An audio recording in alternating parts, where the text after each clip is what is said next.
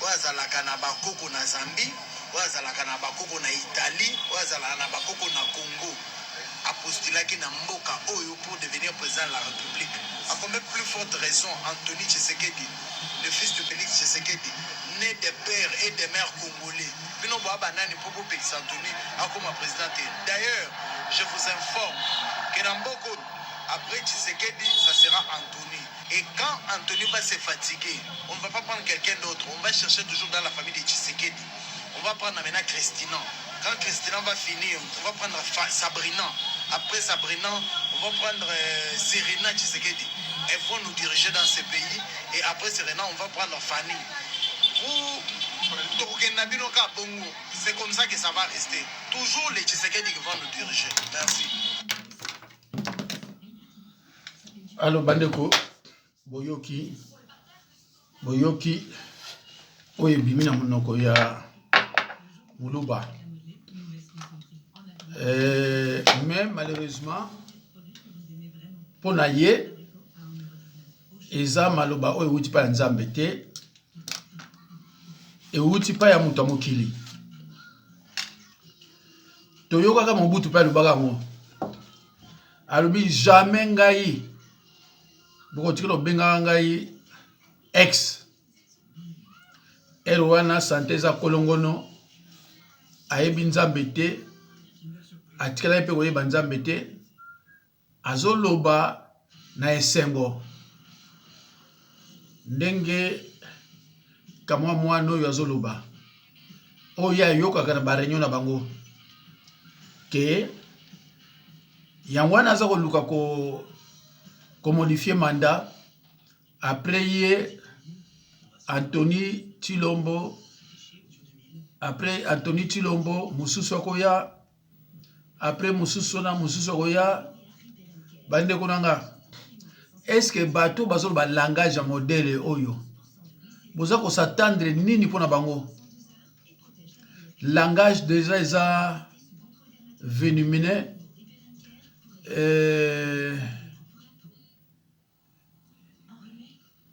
pardon, langage eza venimé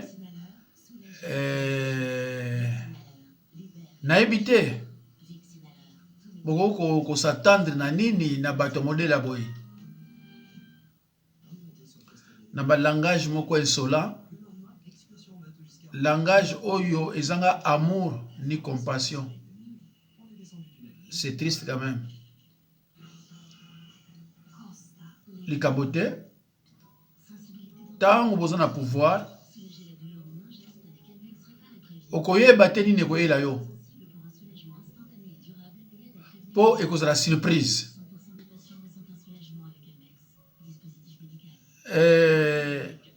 Bandeko, tokotala susu ndeko moko aza ko confirmer kaka makambo yo ya lobi. Toyo kaye nano. Voilà. Bonjour. Il est 6 h du matin, je viens de me réveiller, j'ouvre mon téléphone. Je trouve plein de messages. Oh Anthony, Anthony, s'il vous plaît, Anthony Tshisekedi Asalini. Soit qui Tivanda Yoka. Y a-t-il une disposition constitutionnelle qui interdit au président de la République d'éroder son fils en politique? Non. Ok. Où est le mal si Anthony Tshisekedi serait vu aux côtés du président vénézuélien? Citez-moi un seul président, un seul au monde, qui n'associe pas son fils en politique.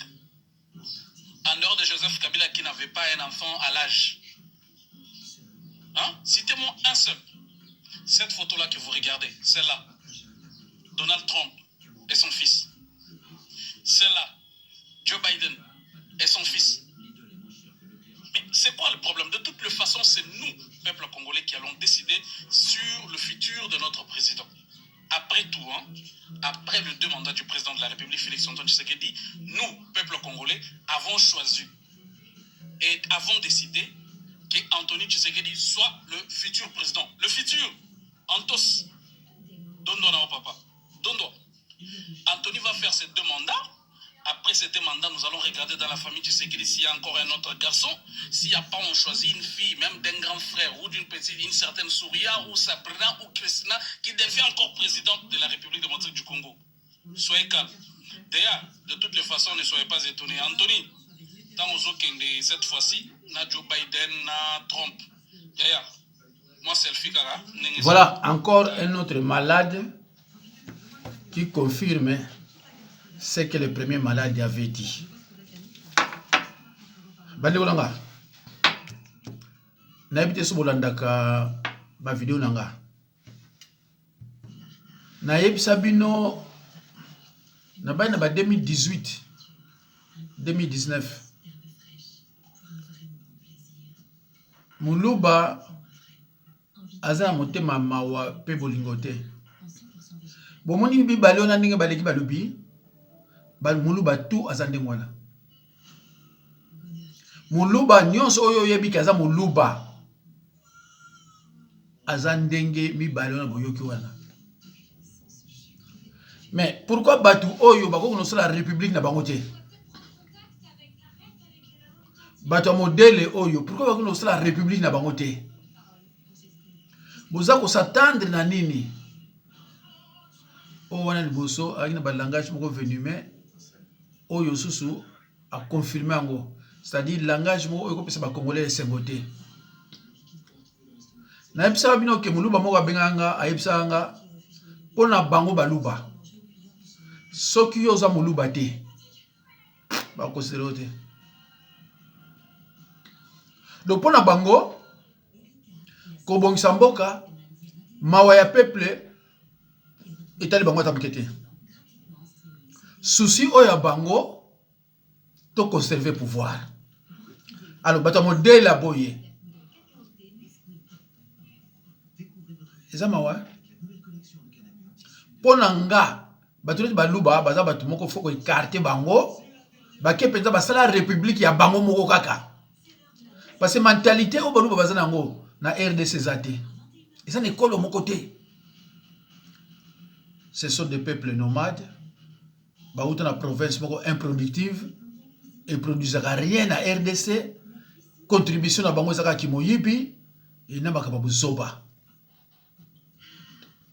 Sopo nangako bato yo il faut pas qu'indépendant na mboka na bango basali république ya bango moko. Ce sont des peuples nomades. Na ko tshela bino ko tuliloba mwana moko wa mwasi ndenge azoloba pona bango. Voilà. Toyoka mususu Muluba mususu hein. Ka bango toyoka. Biso to misala ba communicateur pembe na chef de l'état. Mais bota la ba condition tozo vivre. Bota la ba condition tozo vivre. Nzalele ki na mboka ya bakoko. Mboka Lumumba, mboka Kasavu, mboka Mobutu, mboka Etienne Tshisekedi, mboka Kabila, lelo mboka Fatin Nzaleleki. Boti compromettre biso awa to kosomba basoso moins cher. Bona ne batu baliete akosi ya biloko cher. Soso ezaka 10 000 ekomaki 30 000. C'est mouli cher, foufou cher. Si que o ezaka 15 000 ekoma soki 22 000. Tosuka wapi.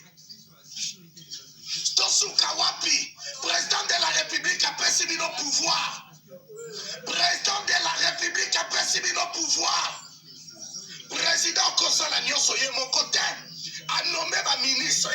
Mais ma ministre, dans le gouvernement actuel, il y a seulement 3 ministres au bon de la vision président de la République. Il y a seulement 3 ministres au bon de la vision président de la République. Seulement son excellence Constant Mutambayayo Yangowana. Excellence Constant Mutambayayo Yangowana. Excellence Guy Luandomboyo. Na son excellence Jacquemin Chabani, opération Ndobo.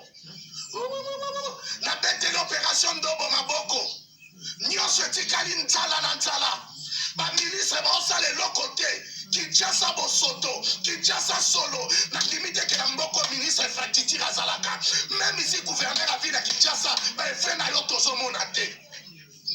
Na mois de novembre, gouverneur a pesi ba bourgmestre nyonso ba 10 000.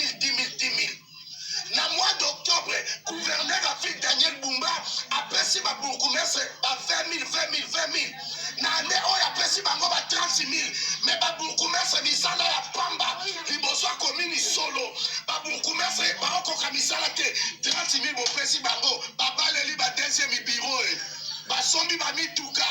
Ba bourgmestre bo sale lo côté. Bolongo la bango nyonso. Ba bourgmestre ville à Kinshasa ba échoué. Baso qui sa mokonza mboka soni. Biso to misala ba a communicateur tout près ya papa mokonzi.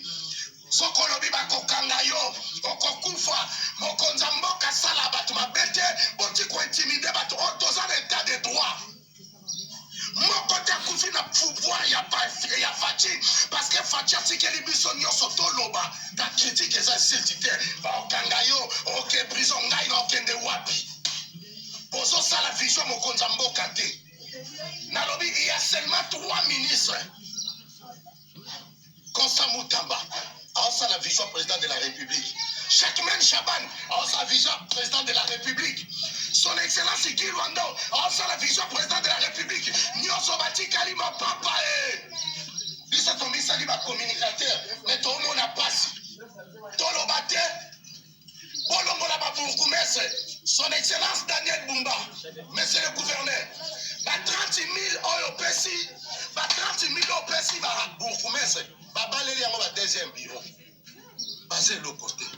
Nzaleleki, Congo Nzaleleki, Congo Bosoteleki, Congo Bosoteleki Nzaleleki, Congo intimidation eleki Okukufa, Bakokangayo, Keba, Tokeba pourquoi Tolo. Président après comme ministre, Asali ba ministre, Asali ba gouverneur, Asali ba bourgmestre, Asali ba chef de quartier, Asali ba chef d'avenue, bébé non nyoso bo suna mokonza mboka te. Chef de l'État, Emmanuel Yatalelo. Emmanuel Yatalelo, longola ba bourgmestre nyoso, longola même ici ba gouverneur. Surtout ministre infrastructure nzele se kufa. Kanga vandaka ouais, mais quand est au sotonda. Quand est au sotonda.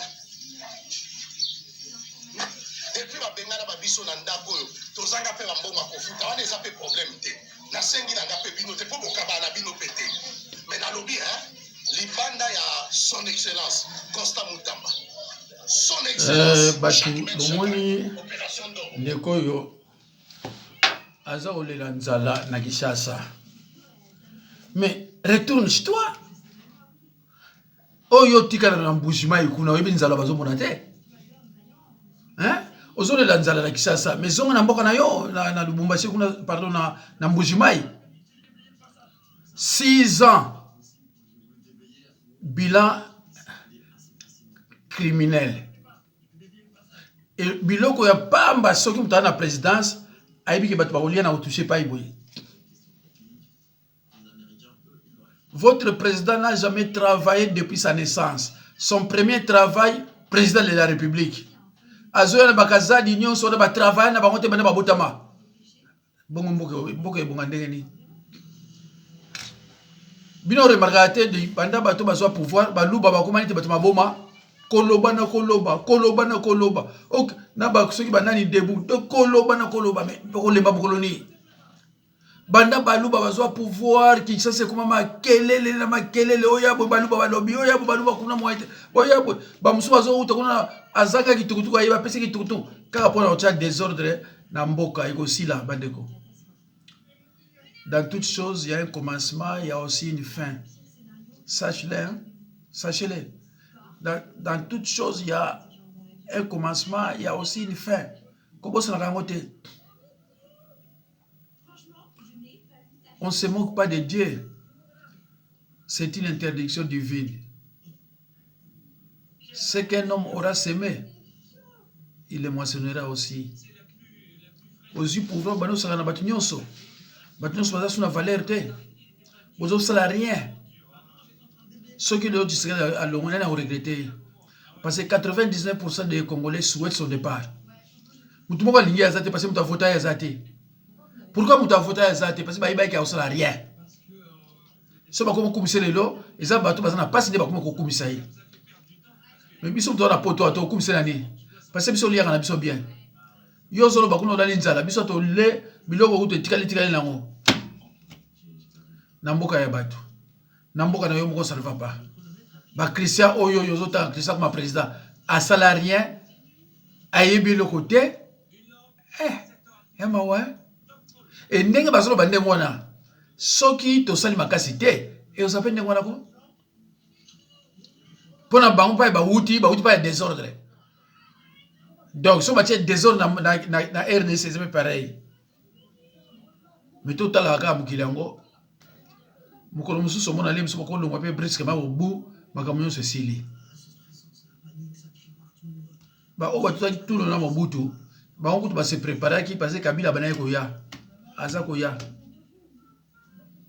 Mais bino sikoyo siko boko se préparer te ezala mingi total ata oyo et qui se bino ma motema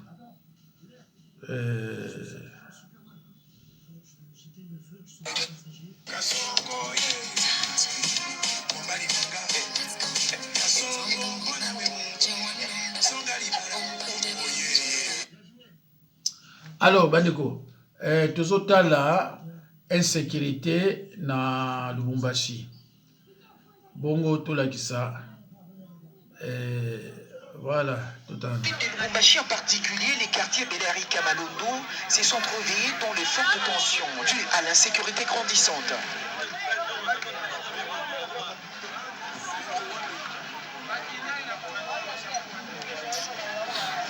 Cinq corps ont été retrouvés morts dans les différents coins de la ville. 2 corps à côté de l'école Saint-Boniface, dont l'un était fracassement tabassé après avoir lutté avec ses agresseurs.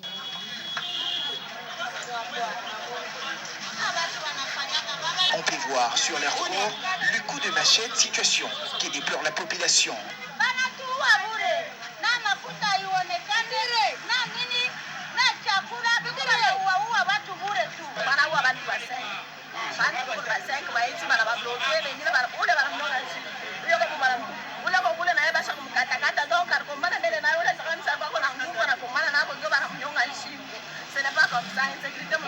Après l'assassinat du journaliste Patrick Adonis Nongi par coup de machette, le tuerie s'intensifie dans la ville. La population interpelle les autorités provinciales.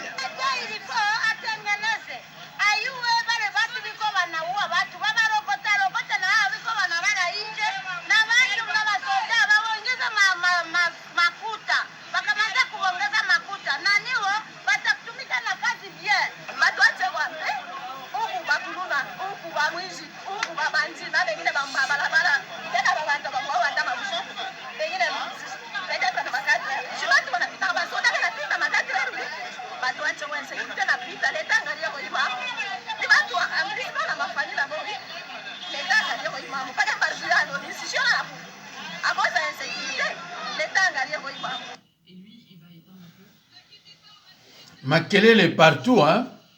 Province nyonso. Makelele na makelele. Ah, bandeko. Congo central, richesse leki ya trop. Congo central, richesse leki ya trop. Yalo uzomonaka baluba, ba Rwandais, ba sopani kuna nenga osakana te. Po bayoki lokito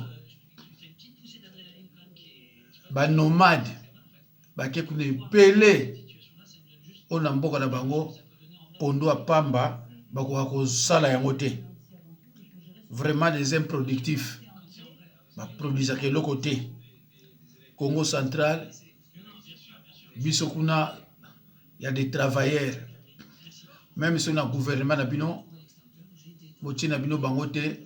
Mais nous avons lié l'air nyonso parce que baza ba gestionnaire baza biso ba travailleur.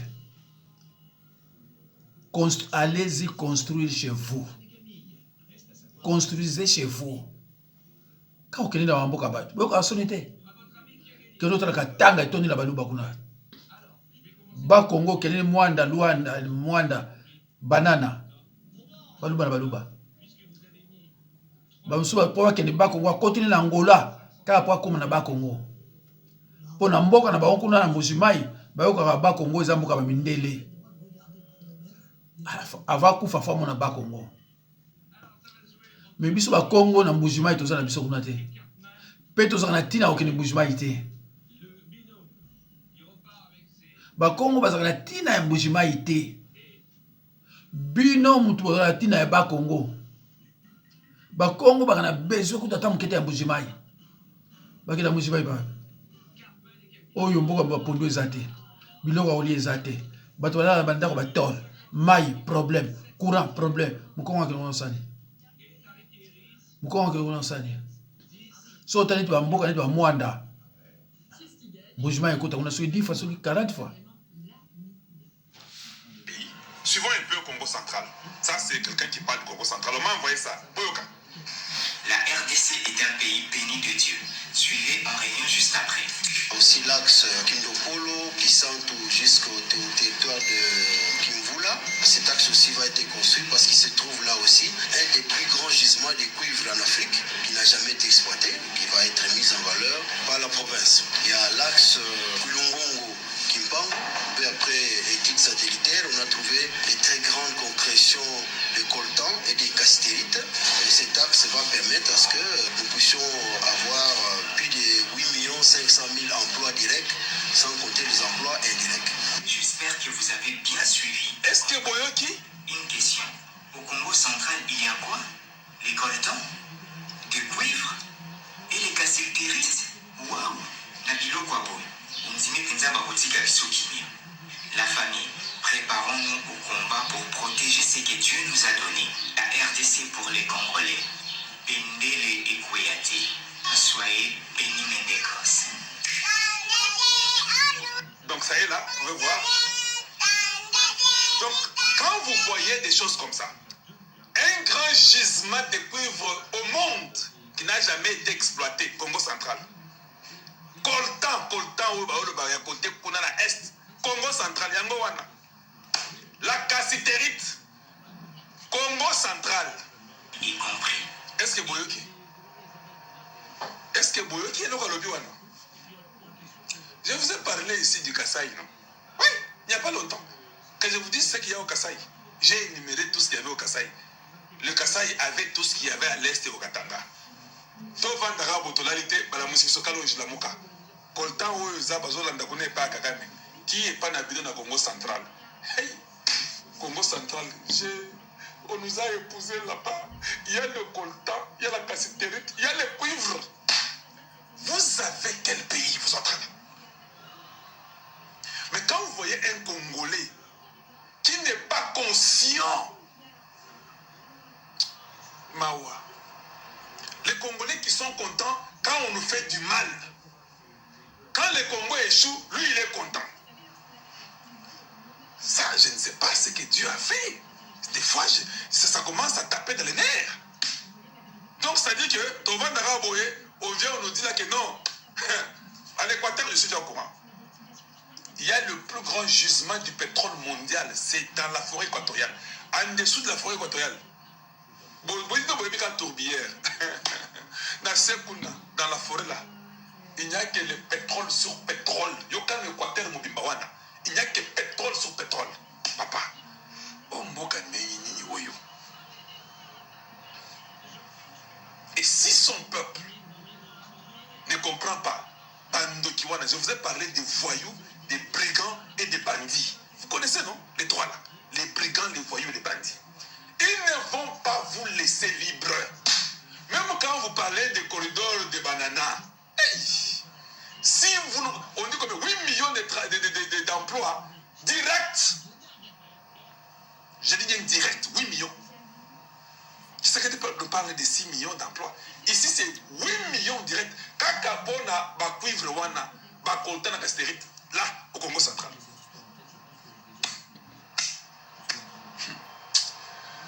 C'est compliqué. Que Dieu nous vienne en aide, que Dieu nous aide. C'est ça que je voulais vous montrer. Pays. Suivons un peu le Congo central. Ça... Amen.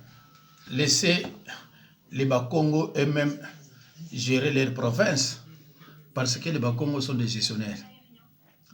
S'il faut toujours continuer avec des petits délinquants sexuels qui gèrent actuellement notre pays, mais ça ne vaut même pas la peine. Ça ne vaut même pas la peine. nous avons une richesse. Mais qui vont gérer cette richesse? La population congolaise ne bénéficie pas de leur richesse. Qui bénéficie de cette richesse? Chilombo, Kamere, Kagame, Kabila, ainsi de suite. Mais la population, c'est malheureux. C'est pour cela il nous faut tokende na fédéralisme. Yangwana moni tolelaka fédéralisme. Sans fédéralisme, tokosala eloko moko te. Boto na banda 60, telo ntosalaka. Parce que ce bosali fédéralisme est comme si une concurrence dans chaque état. Total banani baza batu. Ba musu bango bima be chèque mo okutu nanto bandité bango sa bima be chèque. Po total banani bazali bantu. Fédéralisme. Bon mona batu mayele baza banani bazoba ba banani. Et mona na clair.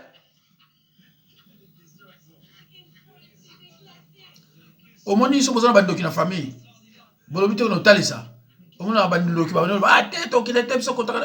Parce que c'est tout comme ça le fédéralisme. Oh non, bon difficile parce que bazaba paresseux.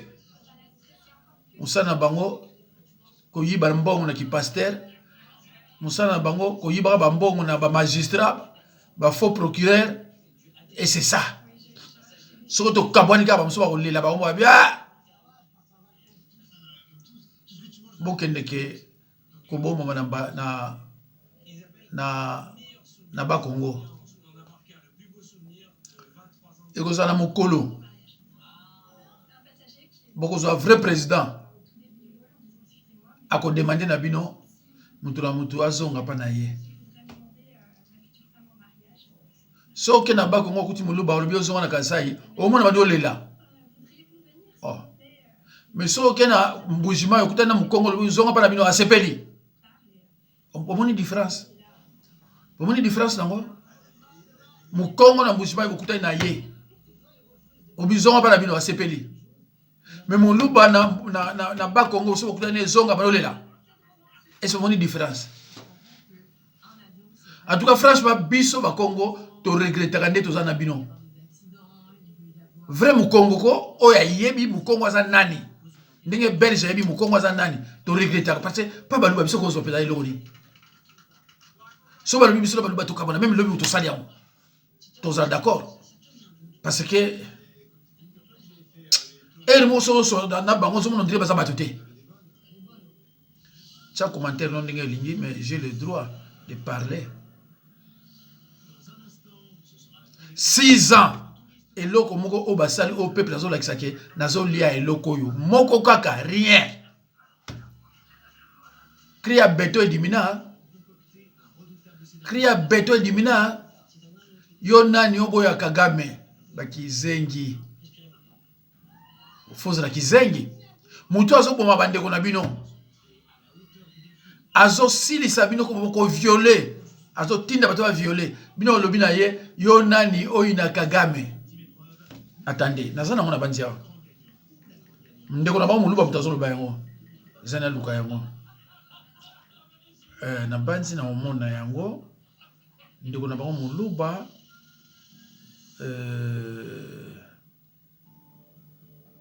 oh là là.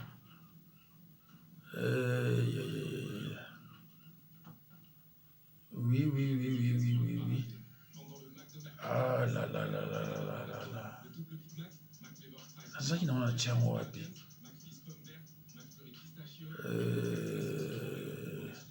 Ndeko na ba mutazo bayango. Violé tous les jours, parfois jusqu'à 10 fois.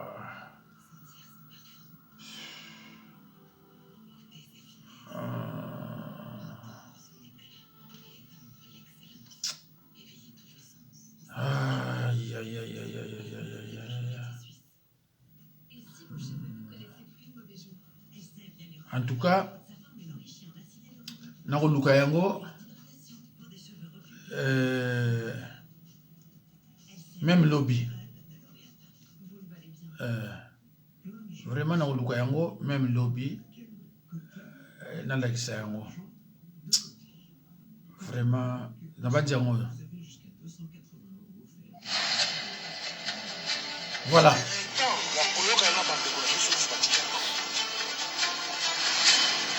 Nous avons barré la route aux vrais résistants contre la domination du Rwanda au Congo. Ombre la biso et salut vous avez donné le pouvoir à Roubaix à Mapédi assistant. Nous avons barré la route aux vrais résistants contre la domination du Rwanda au Congo. Ombre la biso et sali que avancer. Vous avez donné le pouvoir à votre ennemi est devenu votre ami. Ata bandoki yango ezaka bongo. Ennemi na yo azok maman na yo papa na yo ne bolinga na yo. Et tu as même le courage de défendre pour dire non vous savez c'est normal. Est-ce que vous êtes sérieux? Vous êtes sérieux seulement? Et puis au monde congolais, il a le courage de défendre une imbécile. Devant le monde entier, un criminel international reconnu par tout le monde. Vous, les militaires de l'IDPS, particulièrement M. Kasaï, vous pétez Kagame Maboko la Kata Sat Kamanyola. Yo nani, Oboya Kagame. Mukili Mobimba. Même les Bénénois, les Burkina Faso, tous ces gens-là, les Maliens, Polonais, un peuple mouton, plus de 12 millions, mais les criminels, ils nous vont encourager camarade Félix, au nom de son pouvoir, on peut te rebouter à la Maboko.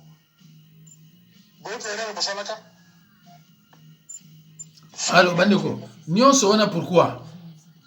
Hein? Montou a bomi batunabino. Bo bengisi awa. Et c'est pourquoi? Parce que ce sont eux qui ont fait de Chilombo président de la République. Bango montou ba noma Chilombo. Kasi Kagame na Kabila montou mokote. Bango montou ba noma Chilombo. Et Chilombo était obligé ba sambousa ye a bengisa Kagame ona Kisasa et l'enga pouvoir. Au moins, nous allons comprendre que ce Moutamba Oyo, nous gagnons l'ambassade, nous ne comprenons rien. Peut-être que Chilombo est le côté parce qu'il y a des accords secrets signés par Chilombo, Kagame, Kabila, Kamere. Pitié, honte à vous, Balouba, honte à vous.